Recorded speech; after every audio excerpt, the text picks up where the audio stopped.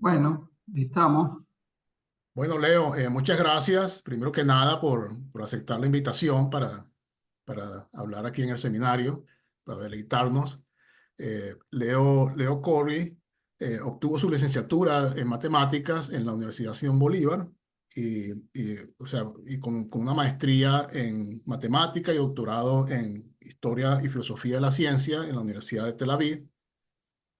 Corey investiga en varios campos: historia del álgebra moderna, historia de la teoría de números, la tradición euclidiana en la Edad Media y la Edad Moderna, David y Hilbert y la escuela de Göttingen, Nicolás Bourbaki y su influencia en las matemáticas modernas, historia de la computación, historia de la física matemática, el mundo intelectual de Albert Einstein, modernismo y ciencia, ciencia en Israel, la ciencia en América Latina, el mundo intelectual de Jorge Luis Borges, entre muchas otras otros temas.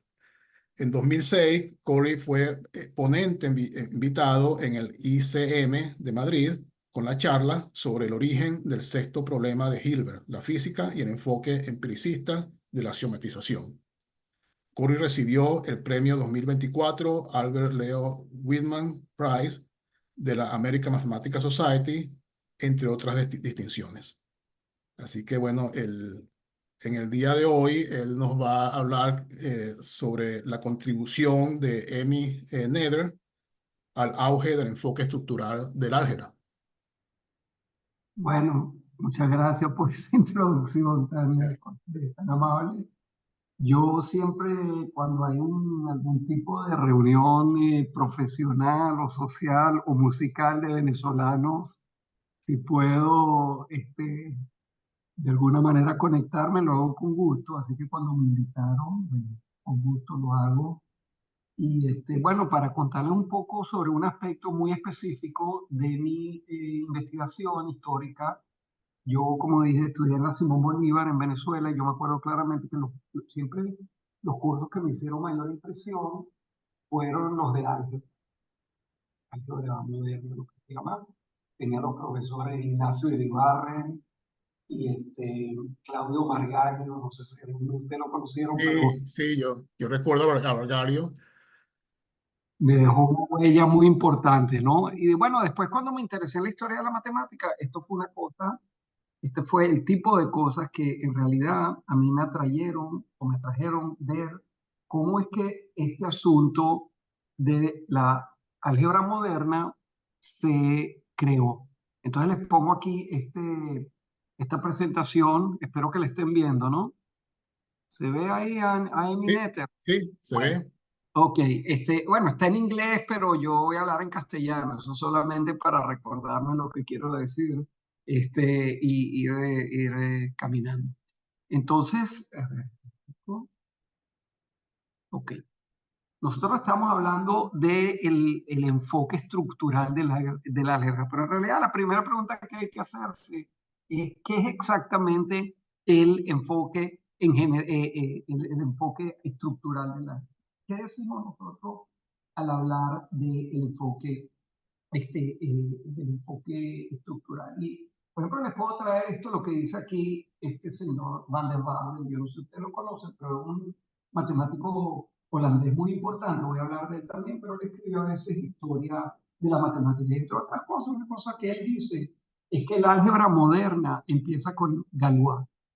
Bueno, en realidad es cierto que Galois hace unas innovaciones muy importantes y trae el concepto de grupo a ser parte fundamental de digamos, de la investigación matemática. Sin embargo, yo creo que eso no es una manera muy precisa desde el punto de vista histórico de hablar de la historia o del comienzo del álgebra moderna. El álgebra moderna uno puede ponerla donde quiera. Hay que hablar más precisamente de qué es lo que uno se refiere. Y yo quiero hablar del libro de álgebra, no de la historia que nos cuenta Van der Waals, sino del libro de álgebra que él publicó en 1930, siendo un estudiante muy joven en la ciudad de Göttingen, que ya voy a hablar de ella.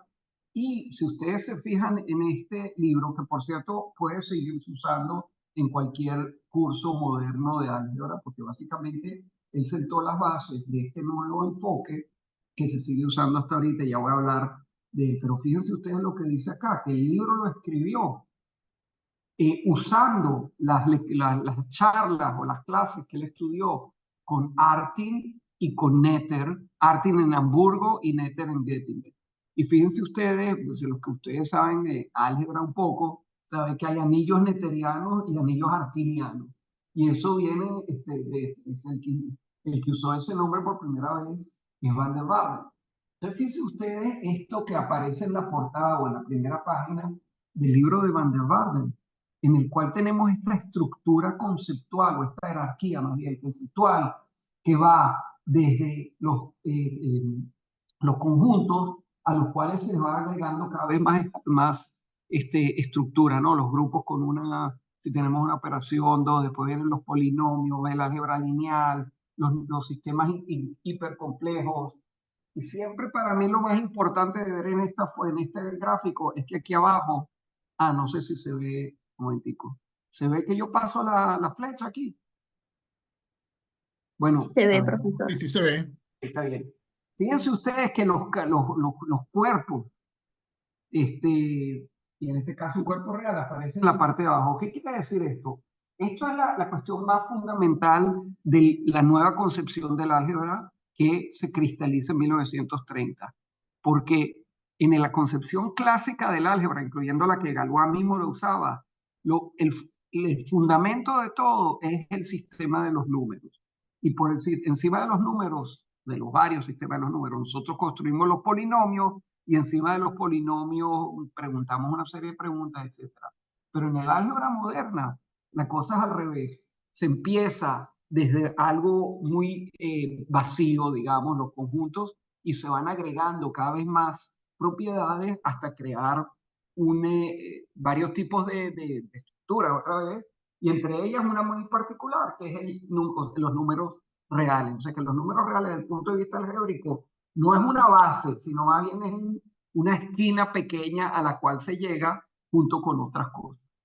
Entonces, yo lo que les quiero contar es cómo se creó este cambio conceptual tan importante, y para hacerlo, yo quiero hablarles, bueno, voy a empezar un poco con la biografía muy peculiar y muy interesante de Emmy Noether, y ahí yo tengo otras charlas donde hablo de la dificultad de Emmy Noether de crear una carrera científica en Alemania a principios del siglo XX, siendo ella mujer y judía.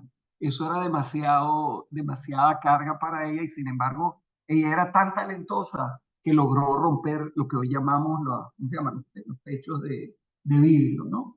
Bueno, ella empezó a estudiar en la ciudad de Erlangen, que es una pequeña ciudad en Alemania, donde hay una universidad muy conocida en 1907, y su padre, Max Noether, era un profesor muy importante ahí. No me acuerdo los números, pero era como que de 300 estudiantes había 3 niños, ¿no? Como era en aquella época. Pero en 1915 ella llega a la ciudad de Göttingen. Ahora, yo no sé si ustedes han escuchado de la ciudad de Göttingen, pero la ciudad de Göttingen, a mí me gusta mucho esta foto, porque en esta foto ustedes ven una cantidad de estrellas de la primera magnitud que entre 1896 y 1933 crearon ahí bajo la dirección o bajo el liderazgo. Aquí arriba ustedes ven a Klein, Felix Klein y David Hilbert, y todo este gentío que ustedes ven acá, esos son matemáticos y físicos de la primera categoría, ¿no? Como Zermelo, Ehrenfest, Curran, Born, Schwarzschild, Landau, Karateodori, todo eso, Minkowski. Yo les digo una cantidad de teoremas que ustedes saben, todos esos empezaron acá, ¿no? Entonces, Ahí tienes también a von Neumann, también, ¿no? a von Neumann aquí abajo, a Lasker, a Runge, a Weil, a Teichmüller, a Bernstein, von Karman, el que ustedes quieran, ellos estaban acá, porque en aquella época cualquier persona joven que quería hacer una carrera en las ciencias exactas y quería destacarse, sabía que tenía que pasar una temporada aquí en Göttingen. Y bueno, no solamente ustedes ven acá, la puse en el centro de Emmy Noether, la única mujer que había en toda esa constelación. Y tuvo, como dije, una carrera nada fácil, ¿no? Pero ella llega en 1915 a Göttingen, invitada por Hilbert y Klein, Y esa era una época en que no había nadie, porque todos los jóvenes estaban en el frente. Estamos hablando en plena guerra mundial, ¿no? Lo que sí había eran los más viejos. Bueno, no sé si son más, probablemente eran más jóvenes de lo que yo soy ahora, pero digamos, relativamente a todos los estudiantes que habían ahí, esa era la guardia vieja, que usaba, o sea, que su matemática o su física no era ya la nueva del siglo XX, pero en 1915 invitan a Einstein a dar unas charlas, todavía no había terminado su teoría de la relatividad, hoy no vamos a hablar de la teoría de la relatividad, pero el rol que juega en Noether ahí es muy importante, después lo voy a mencionar, y bueno, ella se sigue desarrollando y en esos años ella trabaja en el teorema de conservación de Noether, no sé si lo conocen, que es muy importante, que asocia invariantes diferenciales con teorías de o leyes de conservación en la física. Y eso, bueno, Einstein la admira enormemente. Y entonces en 1919 tratan Hilbert y Klein de hacer la habilitación. ¿Qué es la habilitación? En Alemania en aquella época y en cierto modo también hoy en día, después del doctorado, el que quiere convertirse en docente universitario tiene que hacer como una especie de segunda tesis de doctorado en un tema diferente. Y a Netter, el Senado de la Universidad de Göttingen no la quería dejar hacer su habilitación. Hay una carta muy famosa en que dice que son poquísimos los casos en que una mujer puede tener pensamiento abstracto, algo así, y no estamos seguros que la señorita Netter sea una de ellas. Bueno, ese es un cuento muy interesante que no lo voy a contar todo, pero se lo dejo ahí de lado. Al final le dieron su habilitación y ella se convirtió en la gran estrella de Göttingen, sobre todo en la cuestión del álgebra. En 1921 publica un artículo que ya les voy a explicar de qué se trata, sobre los ideales en anillos, que para nosotros es algo obvio. O sea, uno estudia grupos, anillos, tiene su ideal, todo está clarísimo, pero en esa época eso no existía, por lo menos no existía en la forma en que Netter lo introduce. Y después, bueno, le dan su profesorado y después ella se vuelve la catedrática de álgebra y entre 1923 y 33 ella hace una carrera muy importante, 10 años nada más. En el 32 la invitan al Congreso Internacional de los Matemáticos y bueno, una mujer dando ahí una charla en aquellos días, eso era casi inconcebible y ella era la reina ya del álgebra y todos venían a estudiar con ella, venían de Rusia, venían de Estados Unidos, venían de todos lados. Ahí dio una charla sobre números hipercomplejos y la relación con el álgebra y la teoría de números. En 1933, en enero, Hitler sube al poder en Alemania. Esta foto es muy famosa de cómo estaban quemando los libros ahí a la entrada de la universidad. Eso pasó en muchos lugares en Alemania. Y lo más importante es que en abril de ese año sacan una ley que tiene un nombre muy bonito, la ley de la restauración del servicio profesional. Pero lo que quería decir es que los judíos y otro tipo de indeseables allá en Alemania no iban a poder tener cargos públicos y en particular no iban a poder ser profesores en universidades.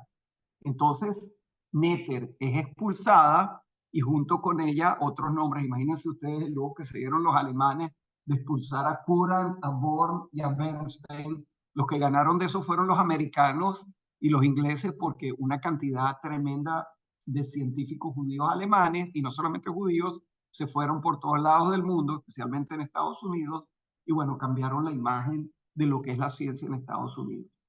Les cuento así brevemente que, por ejemplo, Landau, que era un matemático sumamente importante, él estaba exento de los rigores de esa ley, porque la ley decía que los que habían servido en la Primera Guerra Mundial en el frente, James Franck también tenía premio Nobel de Física, aunque eran judíos, estaban exentos de la ley. Lo que pasa es que eso es lo que decía la ley, pero los alumnos que estaban organizados en las juventudes hitlerianas se pararon en la puerta y dijeron, no señor, usted no va a entrar acá porque usted es judío, no lo queremos. Así que Göttingen perdió todo ese valor que tenía, prácticamente el instituto desapareció y Emmy Noether se fue a Estados Unidos en el 33. Ella dio clases ahí en un lugar que se llama Bryn Mawr, que es muy cerca de Princeton, y es lo que se llama en Estados Unidos un Women College. Todas las estudiantes eran mujeres. Eso existe todavía en Estados Unidos y en particular Bryn Mawr es un college muy famoso, muy prestigioso, pero Netter murió sorpresivamente, realmente sorpresivamente, nadie se lo esperaba, en 1935 y ahí se cortó su carrera tan exitosa. Eso es brevemente la biografía de Emmy Noether. Podríamos hablar de cada una de estos slides que puse acá, podríamos hablar 2 horas, pues son todos interesantísimos. La subida de los nazis, cómo afectó a la ciencia en Alemania, etc. Pero hoy vamos a hablar de alguien, ¿no? Déjenme decirle primero lo siguiente. Emmy Noether tuvo muchos estudiantes de doctorado que hicieron carreras muy importantes y ayudaron a distribuir sus ideas por todos lados, ¿no? Bueno, son nombres algunos más conocidos, otros menos. Aquí hay otros estudiantes, Doiring, pero había muchos que no eran estudiantes en el sentido formal de la palabra, o sea, ella no era la directora del doctorado de ellos, pero venían de todos lados. Los rusos les encantaba venir, Alexandrov y Urison, que son nombres conocidos. Nosotros como estudiantes de matemáticas no conocemos a la gente, pero conocemos los nombres porque que si el lema de Urison o el teorema de no sé quién, bueno, eso es gente de verdad, ¿no? Que existió en algún momento y que después le dieron el nombre debidamente. Entonces, todo alrededor de Emmy Noether no es solamente la importancia de lo que ella hizo personalmente, sino de la cantidad de gente que cayó bajo la influencia de sus ideas. Este es un libro, supongo, no sé si leerán alemán, pero solamente lo traigo de ejemplo porque es un libro muy bonito que escribió esta señora, esta historiadora, Mertich Korüber de Berlín, sobre la escuela de Noether. O sea, toda la cantidad de gente e instituciones que se crearon alrededor de sus ideas. Ella trabajó en física, por supuesto, la teoría de anillos que vamos a hablar ahorita, Galois Theory, también inversa, y todos los temas que ustedes ven acá, ella los trabajó. Al final menciono 2, topología y geometría algébrica, porque les quiero contar lo siguiente, que los libros que, digamos, tuvieron un impacto tremendo en la creación de la topología y de la geometría algébrica como la consideramos hoy, ellos dicen claramente, los autores, que lo que ellos hicieron está influenciado por Emmy Noether. Por ejemplo, este libro, Alexandrov y Hopf, de topología, es un libro súper conocido. Ya estamos hablando de algo que tiene 90 años, pero cuando yo estudié en la Simón Bolívar eran menos años. Entonces, estos libros todavía se usaban y todavía se pueden usar porque no ha cambiado tanto la base de la topología ni de la geometría algébrica. Y entonces dice específicamente aquí, los autores dicen que que toda la visión nueva de la topología, no estoy hablando solamente de topología algébrica, sino toda la visión estructural misma de la topología, lo dicen claramente acá. Todo esto se lo debemos a Emmy Noether. Y Emmy Noether es la que nos enseñó todo eso. Ella no publicó mucho de topología, pero Alexandrov, que venía de Moscú bastante frecuentemente a Göttingen, discutía sus ideas con ella.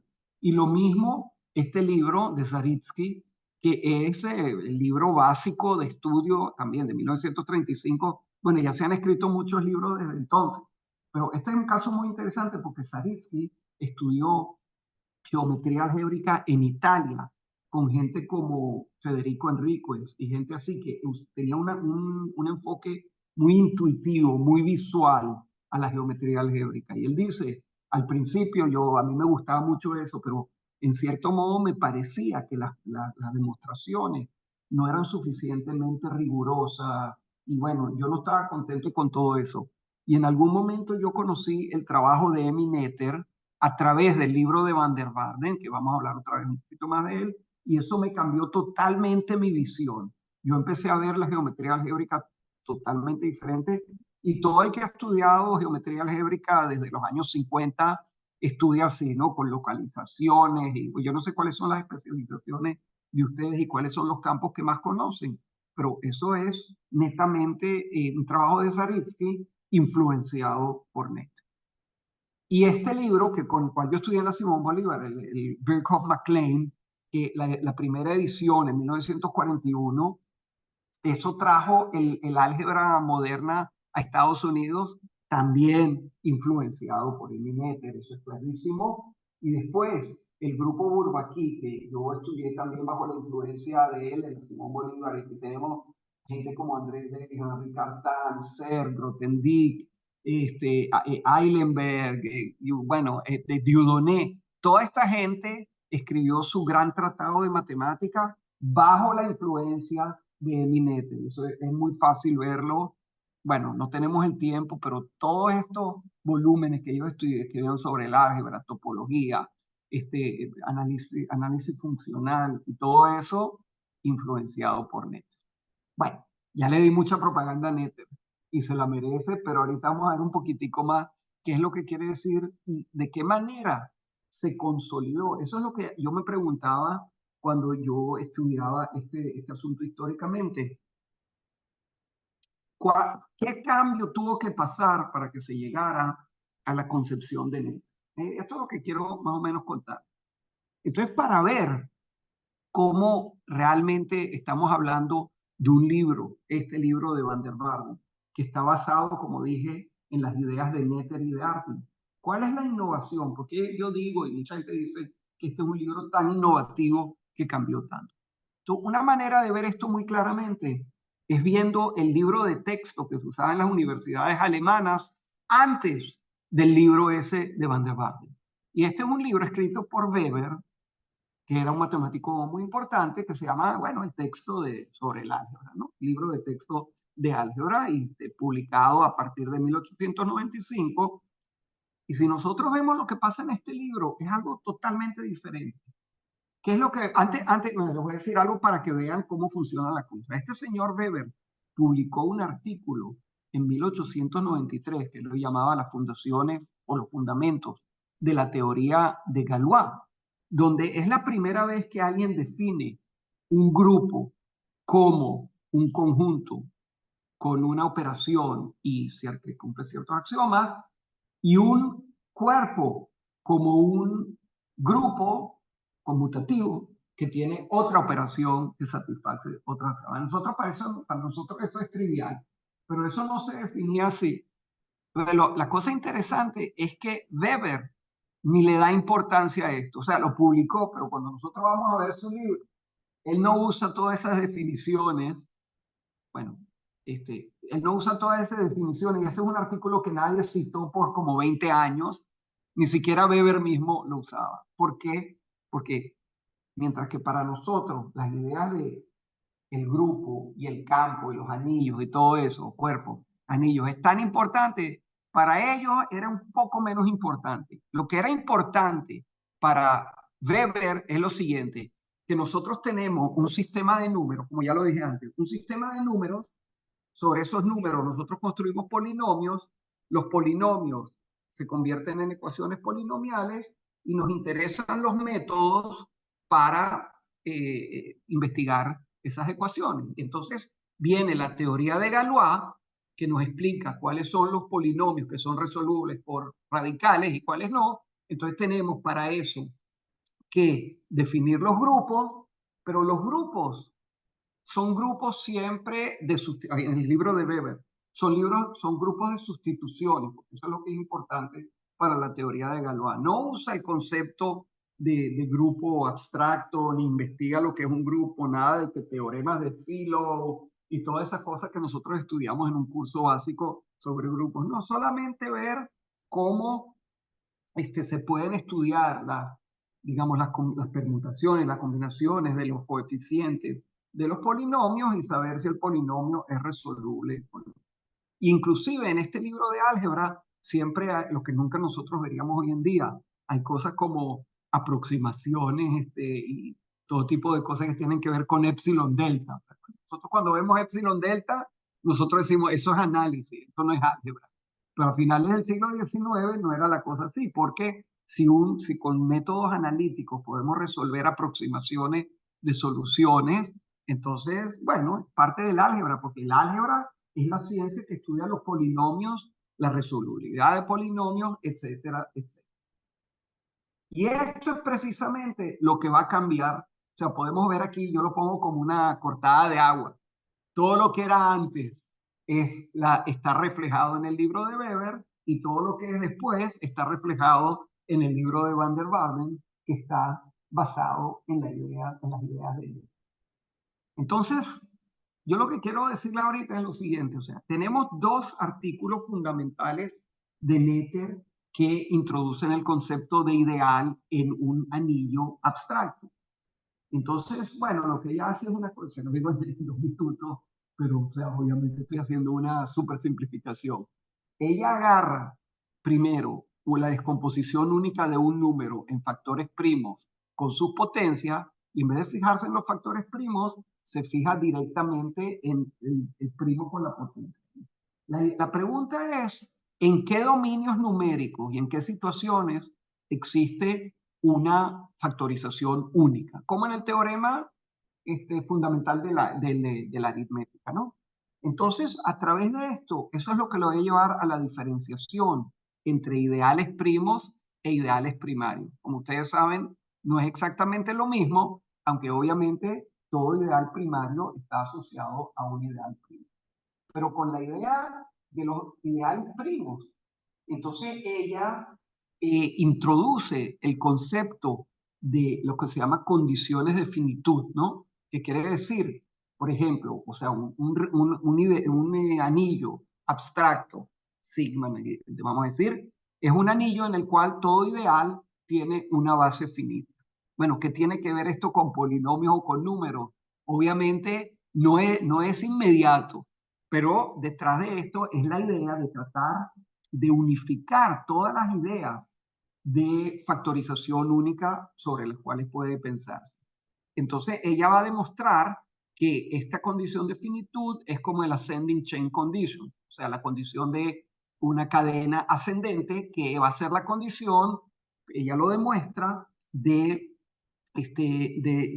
factorización única. Bueno, y entonces esto lo voy a saltar un poquito porque hay una cosa que quiero entrar en otros detalles, pero básicamente lo que hace Emmy Noether en su trabajo es ver que las condiciones de factorización en un anillo no tienen nada que ver con ciertas propiedades de este número o del otro número, sino con propiedades, lo que ella llama estructurales. ¿Qué quiere decir estructurales? Que nosotros nos fijamos en el anillo, en los ideales dentro del anillo y en los subideales de ese ideal y vemos cuáles son las relaciones entre unos y otros. Por ejemplo, si hay una condición de cadena ascendente, entonces nosotros sabemos que va a haber factorización única. Eso es el corazón del álgebra estructural, ese tipo de resultados. Y entonces, o sea, estamos buscando los invariantes estructurales. Entonces la pregunta, voy a saltar esto un momentico, la pregunta es, ¿cómo llegó Emmy Noether a esas ideas? Y lo interesante del caso es que Emmy Noether supo hacer una síntesis de varias corrientes que existían en la investigación matemática antes de ella y que ella supo entender cuál es el corazón abstracto de todas esas situaciones y combinarlos en una sola teoría. Esa es la grandeza de Emmy Noether. Y le voy a explicar cuáles son las 3 fuentes fundamentales de ideas que convergieron en el trabajo de Emmy Noether, tal y como lo acabo de explicar. Bueno, vamos a ver entonces. ¿Cuáles son esas corrientes de ideas? La primera corriente tiene que ver con el trabajo de Dedekind en la teoría de los números. O sea, lo que llama él teoría de ideales, pero no son ideales en un anillo abstracto, sino digamos, en un cuerpo, un subcuerpo de los números reales. Dedekind es un personaje muy interesante porque nosotros, todo el que estudia un poco de matemáticas conoce Dedekind porque están los cortes de Dedekind para definir los números reales, continuidad y todo eso. Pero si nosotros buscamos qué es lo que publicó Dedekind, a veces es difícil encontrar. Pero Noether, ya les voy a explicar por qué. Noether solía decir en alemán, es wird alles schon bei Dedekind. todo lo que yo les estoy diciendo aquí en mis trabajos, ya Dedekind lo dijo. Bueno, no es verdad plenamente, pero está muy bien que ella le da ese crédito a Dedekind porque en realidad ella le debía muchas de sus ideas, pero ella las llevó un paso más adelante. Pero eso es ¿cómo se dice? Una frase muy conocida de Eminem. "Ich steht alles schon bei Dedekind". Entonces, ¿qué es lo que hizo Dedekind? Primero, Dedekind era una persona que publicaba, no como nosotros hoy en día, que si no publicamos en un journal que tiene impact factor no sé cuánto y H-index no sé cuánto, entonces no nos dan promoción. Dicen, no, ustedes no han publicado nada. Él, sus trabajos más importantes los publicó cuando editó las lecciones de Dirichlet sobre números, y él le agregaba un suplemento al final, un apéndice. Entonces, en el apéndice número 10 de una de las lecciones de Dirichlet, él publica tremendo trabajo que va a cambiar la faz de la teoría de números, porque en vez de hablar digamos, de factorización de números, él introduce la idea de lo que es un ideal de números y, por ejemplo, el teorema que dice que cualquier ideal de números es el mínimo común denominador de los poderes de ideales que son primos y lo dividen. Bueno, no voy a entrar en todos los detalles porque el que conoce esto lo va a identificar de entrada y el que no tendría que desarrollar un poquito. Pero lo interesante es esto. Dedekind es capaz de demostrar una serie de teoremas muy interesantes, pero tenía el problema de esto, ¿qué hacemos cuando hay factores múltiples? Ustedes saben que en la teoría de números uno dice que un número se puede factorizar de manera única, como producto de primos, incluyendo ¿cómo se dice? La potencia, bueno, sin importar el orden. Pero el momento en que transportamos esto a la idea de ideales, al principio, a Dedekind es un poquito difícil, a pesar de que abre camino muy bien, cómo recontamos el asunto de los factores múltiples. Entonces, otra vez, como le digo, Dedekind no publicaba en journals como nosotros para que nos hagan o sea, que podamos avanzar y nos digan, recibimos profesor o profesor, ¿cómo se dice? Full professor. No, él publicaba otra versión y otra versión y otra versión y siempre en las mismas ideas. Y cada vez esto se volvía más estructural. ¿Qué quiere decir más estructural? Fíjense ustedes, por ejemplo, este teorema. A pesar de que no entiendan todos los detalles, pero dice, nos dan una cadena de módulos, o sea, un conjunto de números con una operación dentro de otro, dentro de otro, dentro de otro, y desde cierto índice para adelante pasa tal y tal cosa.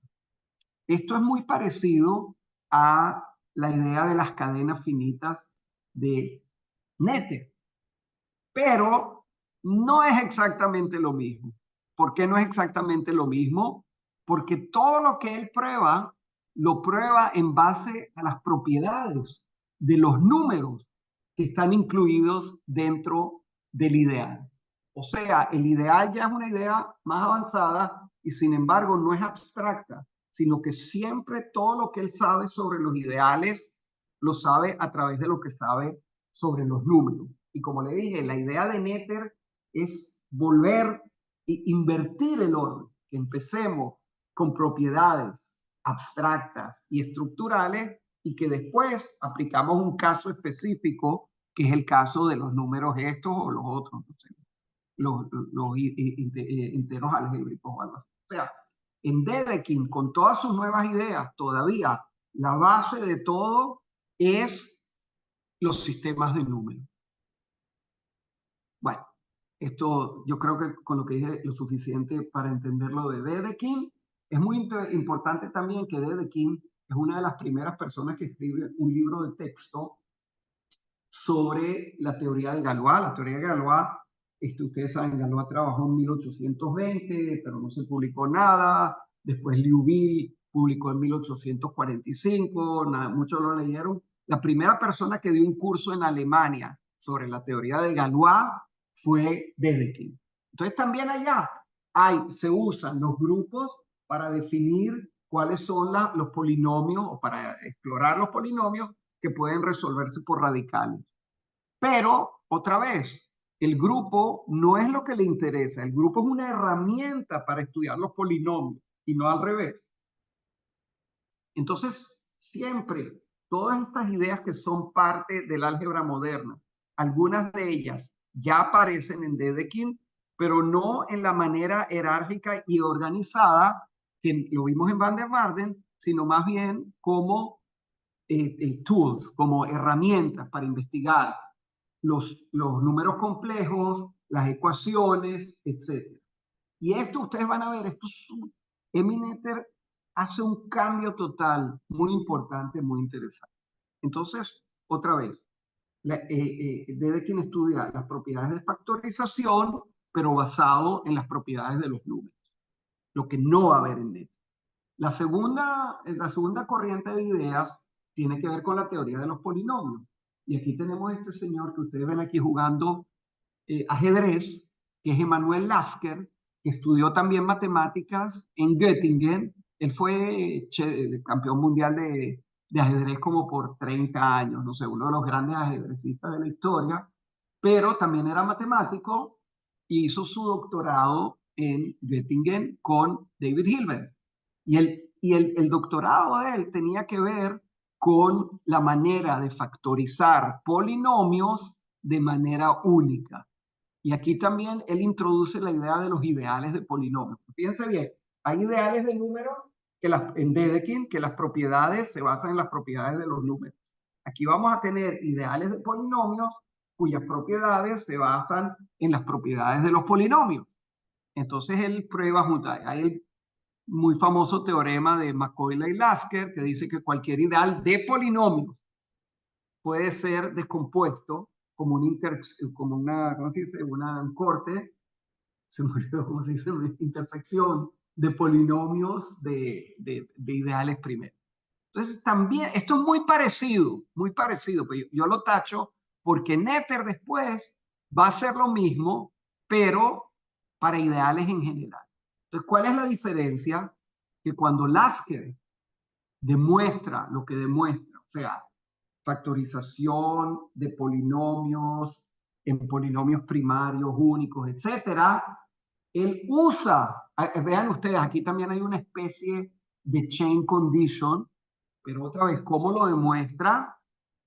No abstractamente, sino usando las propiedades de los polinomios. Por ejemplo, hay por supuesto, un teorema muy importante de Hilbert sobre la base finita de sistemas de invariantes, etc. Y una cosa muy interesante, por ejemplo, que solamente puede manifestarse cuando se ve abstractamente. Tenemos el teorema que dice que si hay una cierta cadena de ideales de polinomios, entonces, perdón, si hay una base finita, entonces hay una cadena finita. En la teoría de Noether es obvio que el recíproco también es cierto, pero aquí el recíproco no tiene sentido, porque lo que importa es demostrar usando la base de los polinomios.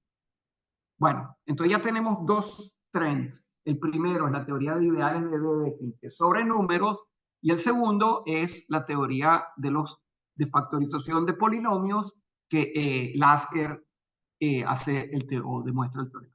Y ahora llega uno de los puntos cruciales que es muy interesante, que es un artículo de 1910 que escribe Ernst Steinitz, un matemático no muy conocido, pero él era muy conocido en su época, y que es el primero en definir e investigar lo que es un campo abstracto. Y lo interesante del caso es que él lo hace basado en la idea de los números p-ádicos.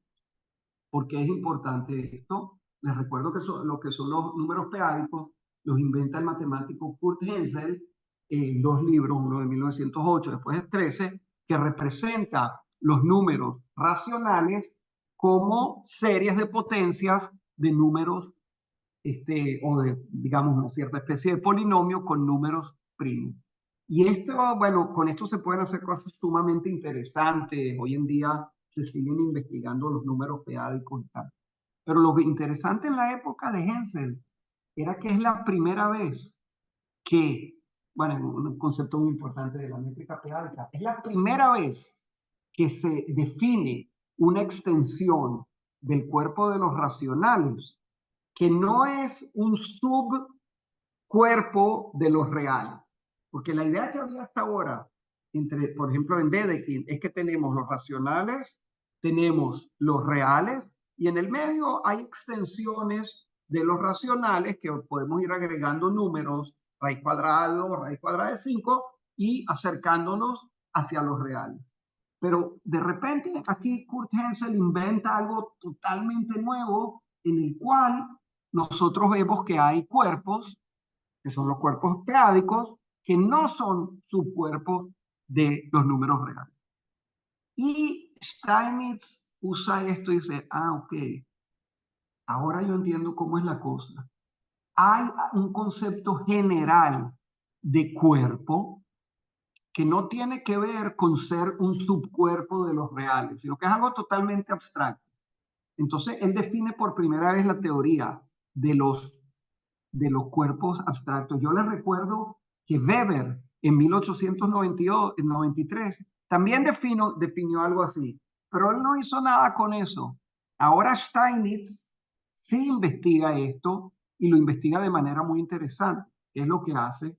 Él empieza por los cuerpos más reducidos, que son los que tienen característica P, después dice esos son los campos primos, y vemos cómo cualquier otro cuerpo se obtiene por extensiones de estos cuerpos y ciertas propiedades se extienden y algunas no se extienden.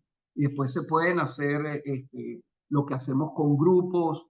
O sea, se va creando una idea de que hay un nuevo tipo de entidad matemática, que no es ni número, ni figura, ni nada así, sino que es lo que podemos llamar una estructura algebraica. Y él dice claramente, Weber, él definió lo que era un cuerpo, pero yo voy a investigar la teoría de los cuerpos, que ya es una cosa muy diferente. Y voy a saltar esto, una cosa tremendamente crucial pasa en los trabajos de Artin y Schreier, que es la idea de lo que nosotros llamamos un cuerpo real. ¿Qué quiere decir un cuerpo real? Bueno, ellos trabajaban en Hamburgo. Si tuviéramos más tiempo les describiría todos los trabajos. Esto es un clásico problema que se va creando en el álgebra estructural, que dice, si tenemos un cuerpo que es algebraicamente cerrado, encontrar todos los subcuerpos de F, tal que F es una extensión de K de grado finito. Esto es algo muy, muy clásico hoy en día, pero en aquella época era un tipo de pregunta que la gente no sabía ni siquiera preguntarse. Y entonces, al principio, Artin y Schreier dan una solución para los casos específicos, pero en un momento ellos entran en una idea mucho más general. Yo creo que alguien ahí se hizo unmute. Y Artin y Schreier dicen que la solución es lo siguiente, que incluye o que tiene que ver con un cuerpo de una extensión de grado 2 que tiene la propiedad que -1 no puede ser expresado como una suma de cuadrados. Ahora piensen ustedes en lo siguiente. Obviamente, el cuerpo de los reales, que era la base del álgebra, tiene esta propiedad. Pero nosotros siempre veíamos hasta ahora los números reales como una entidad que tiene sus propiedades algébricas, sus propiedades topológicas, sus propiedades de orden. Ellos dicen, no, un momentico, yo puedo ver ahorita algo acá que es parecido a los números reales, pero que no tiene topología, no tiene nada, solamente propiedades algébricas. Y eso es lo que Van der Waerden usa para, en su libro, ir definiendo poco a poco todo, y los números reales aparecen aquí en una esquinita, perdón, aparecen aquí en una esquinita abajo, como no la base del álgebra, sino un caso particular específico muy interesante, muy importante, pero es solamente un cuerpo que es un caso general, o más correctamente, un caso particular de un anillo que tiene también propiedad de división, y un anillo es un caso particular, puede verse, de un grupo que tiene otra operación, y los grupos están construidos sobre conjuntos con una operación. Entonces, desaparece digamos, la propiedad fundamental de los números como la base del álgebra. Nosotros construimos desde Van der Waals y Netter y Artin, construimos el álgebra a partir de nada, a partir de conjuntos. Le agregamos una operación con ciertos axiomas, le agregamos dos operaciones, definimos los polinomios como algo muy general, no necesariamente lo que conocíamos, ax al cuadrado más bx más c, etc. Y ya eso es precisamente lo que Van der Waals materializa en la idea de cómo está construido su libro, como ustedes ven aquí en este esquema. Y más importante es que Artin era un gran escritor de libros de texto, y él publica otros textos después sobre teoría de Galois, basada en esta concepción del álgebra, o sea, donde no los polinomios son lo más importante, sino los cuerpos abstractos, y los grupos de Galois sirven para evaluar cómo se relaciona el cuerpo con las extensiones de su cuerpo. Y lo de los polinomios es solamente un caso particular dentro de eso. Los anillos, la geometría algébrica definida en estos términos, class field theory, etc. Entonces, cuando toda esta gente, sobre todo Van der Waals, Artin, Janetter, bueno, está muerta en 35, pero las ideas son de ella, cuando aparecen ya todos estos libros, el libro de Birkhoff-MacLean sobre el álgebra, nosotros nos encontramos en un mundo que es totalmente nuevo y que no se parece a lo que teníamos antes. Entonces voy a concluir. Netter muestra o llega a un punto donde convergen las ideas, como dije, de los trabajos de Dedekind en campos de números algébricos, teoría de polinomios de Lasker y Macaulay, teoría de cuerpos de Steinitz, Frenkel, que lo salté, y Artin. Y tengo que decir que hay otras ideas, bueno, no las mencioné todas, por ejemplo, de los trabajos de Schur y Frobenius, si tuviéramos tiempo hablaríamos, Dixon, Wedderburn, todo esto es sobre números hipercomplejos, cálculo vectorial, todo lo que nosotros conocemos dentro de la álgebra moderna, pero que encuentran ahora un lugar muy bien construido como un mundo nuevo de ideas, que es lo que nosotros llamamos la idea del álgebra moderna.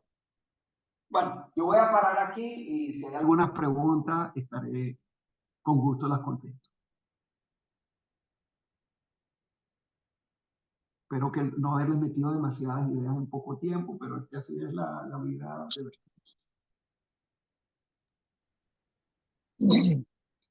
Gracias, Leo. Una muy excelente exposición.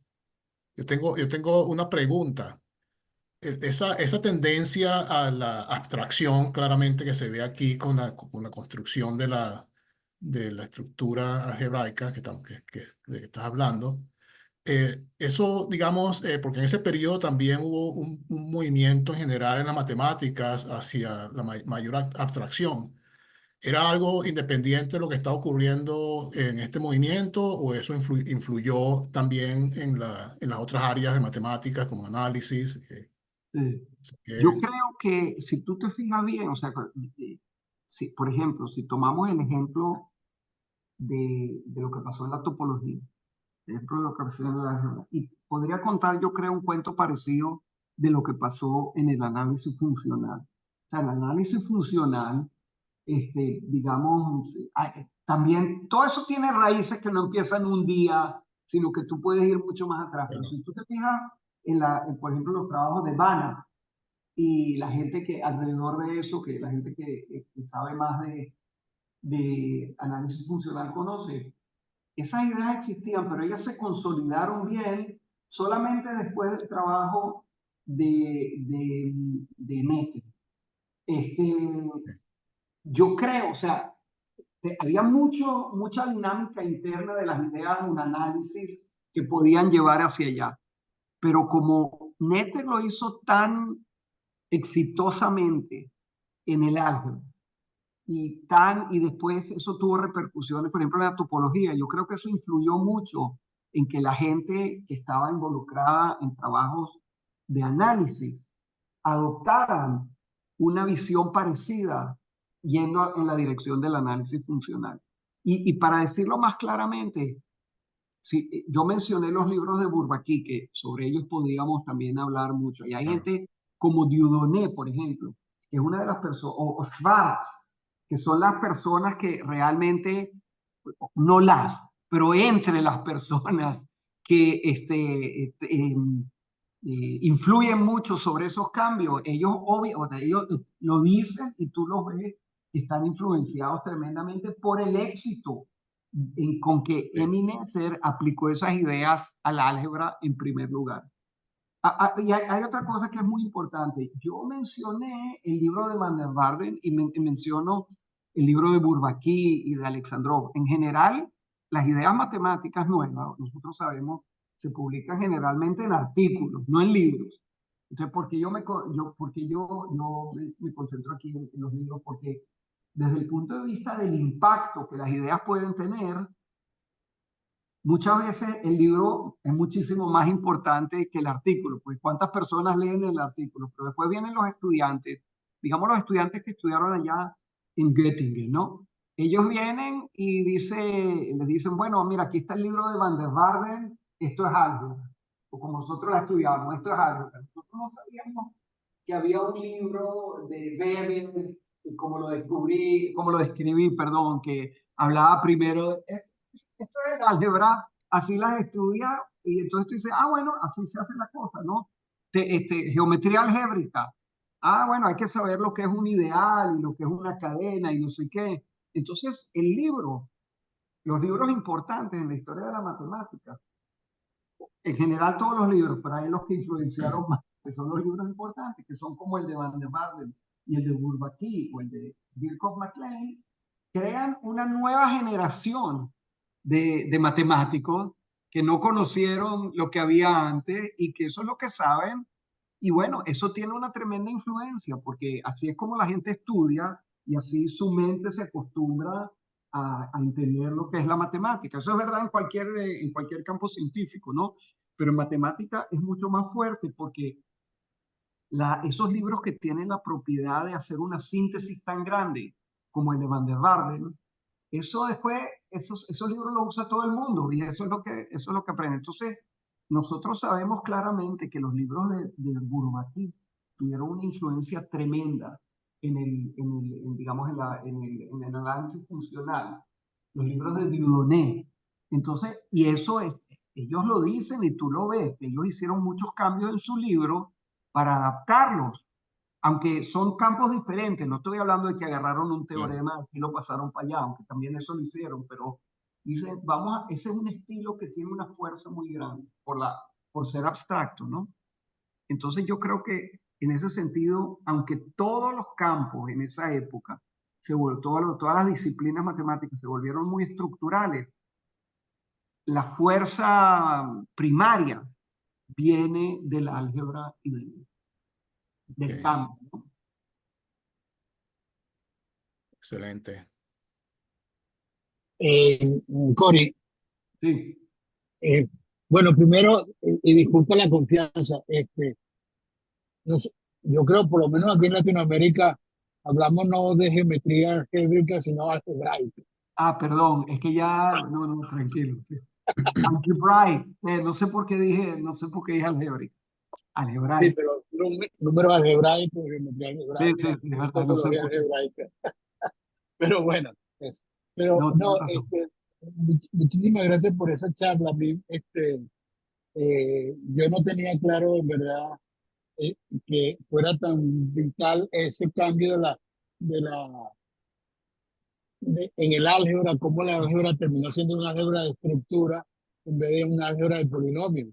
Y eso incluso, y el papel de Emily Netter en eso, realmente para mí fue muy iluminante tu charla, aunque se me cortó un poco.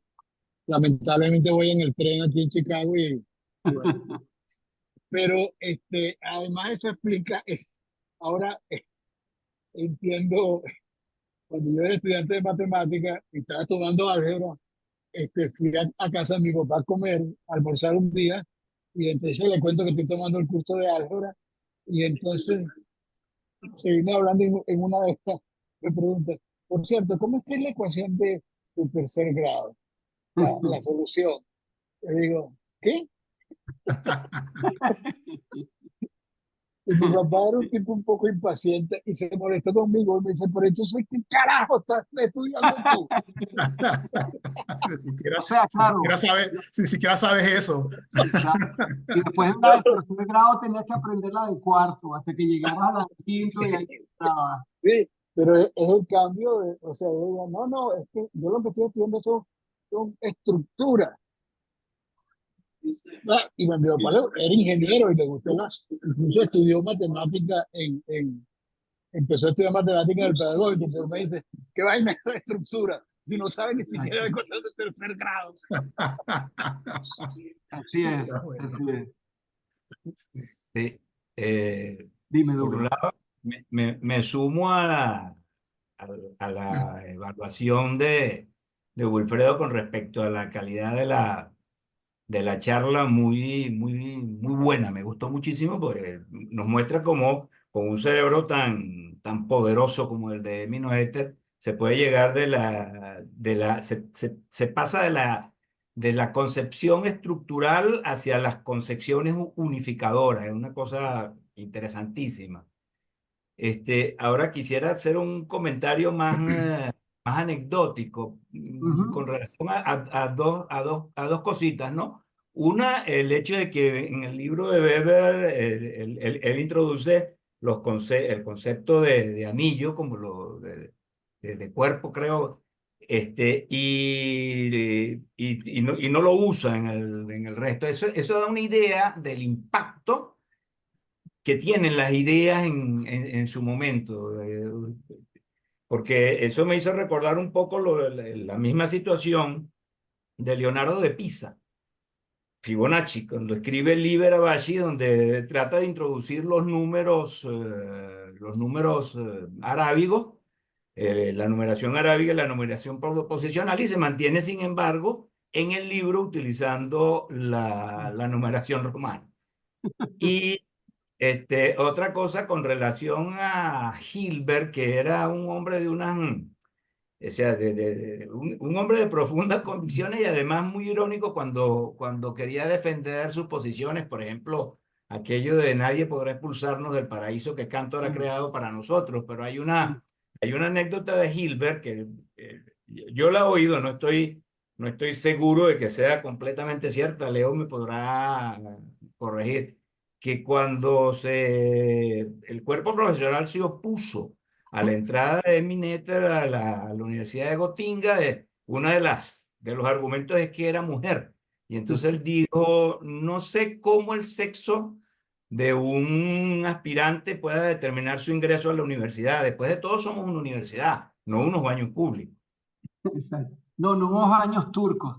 La verdad es que yo tuve la suerte inclusive de ver esa carta, porque yo pasé Ah, bastante tiempo en Göttingen, donde hay un archivo muy ajá. interesante. Y sí, sí, él lo dijo y él era muy irónico para con su gente allá, porque tú sabes que esos profesores alemanes son todos unos, se creen que ellos eran el centro del mundo, ¿no? Y que nadie se puede... Hay muchos que todavía son así.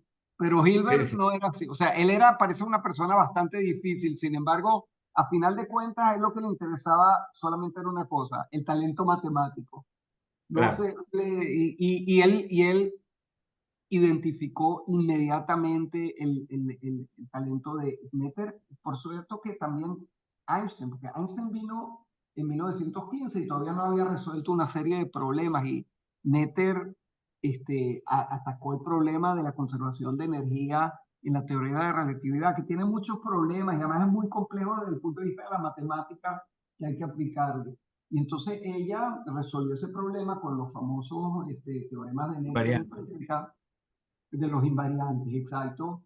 Y Einstein le escribió a Hilbert y le dice, mira, aquí tenemos a la señorita Netter, que ellos decían Fraulein, o sea, la señorita Netter.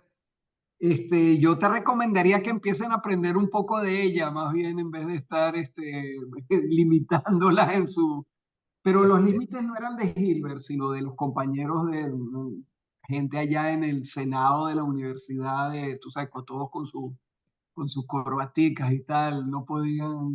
ella tuvo que abrirse camino a la fuerza, pero bueno, como tenía tanto talento, a final de cuentas pudo hacerlo y cambió el curso para muchas mujeres también después, porque sirvió de Sí, él era un inspiración. hombre de frases muy contundentes, ¿no?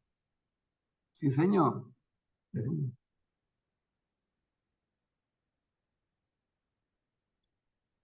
Bueno, mira, por aquí es bastante tarde, la verdad, y yo me alegro de haber podido tener esta oportunidad. Les agradezco que me hayan invitado y bueno, espero que, como dicen, como ustedes dicen, que realmente me alegro que les haya gustado esto y que hayan aprendido algo de lo que tengo que contar. Mira, Leo, una cosa, porque yo creo que, bueno, ya tú tienes carta de ciudadanía en la diáspora venezolana, Sí, ¿no? señor. O sea que, y este seminario, uno de los esfuerzos que hacemos, bueno, tenemos una asociación que es la Asociación de Amigos de la Asociación Matemática Venezolana, que para Ujú. apoyar las actividades matemáticas, y este seminario, una de las intenciones es mantener un vínculo con con la diáspora, con la gente que está en muchas otras partes, ¿no? Entonces, bueno, yo me estoy tomando quizás atribuciones que no me corresponden, pero sería excelente si, si tampoco vamos a abusar de ti, pero tienes tantos temas que creo que le pueden interesar a mucha gente y que bueno, yo realmente me encantaría si pudieras volver a hablar en un tiempo prudencial, pero bueno, yo creo que esto ha Bueno, sido mira, muy iluminante, muy alta calidad y muy buena para reencontrarnos. bueno, tratemos. Mira, en los jueves en la noche para mí no es fácil, porque es el final de la semana acá. Los viernes aquí es el último día, o sea, ya es fin de semana. Y ahora, yo no sé si ustedes saben, pero yo soy presidente de la Universidad Abierta de Israel. La Sí, Universidad sí, Abierta de Israel es una universidad, es la universidad más grande de este país, con 50.000 estudiantes. Y en esta época tan difícil, o sea, nosotros trabajamos 24/7. Pero bueno, siempre a mí me gusta poder compartir estos temas con otra gente, así que hago el esfuerzo. Así que bueno, tratemos de vez en cuando. Si sale, sale, yo con gusto. Leo, yo quería agradecer en nombre de la organización del seminario. Realmente, bueno, fue una charla muy emocionante. Primero por tenerte a ti, una persona que ya conocemos tu trayectoria, este, y también por lo que significa Emi para mí como mujer, ¿no? Ella fue una luchadora y realmente lo que contaba, ¿no? En esa época sumamente difícil, ya las cosas afortunadamente han ido mejorando. Y bueno, la historia y toda la parte matemática que has contado realmente te agradecemos. Y como dijo Wilfredo, podemos después acomodar el horario a tu conveniencia, eso no es problema. Ok, tratemos más adelante, yo voy a hacer lo posible. Seguro, Bueno, muchas gracias por la atención y nos vemos pronto, en algún momento, en algún lugar. seguro. Muchas Muchas gracias. Vamos a gracias. agradecer. Gracias a todos. Chao, chao. Suerte Chao. a todo el mundo. Ya, muy buena la charla, ¿no? Y además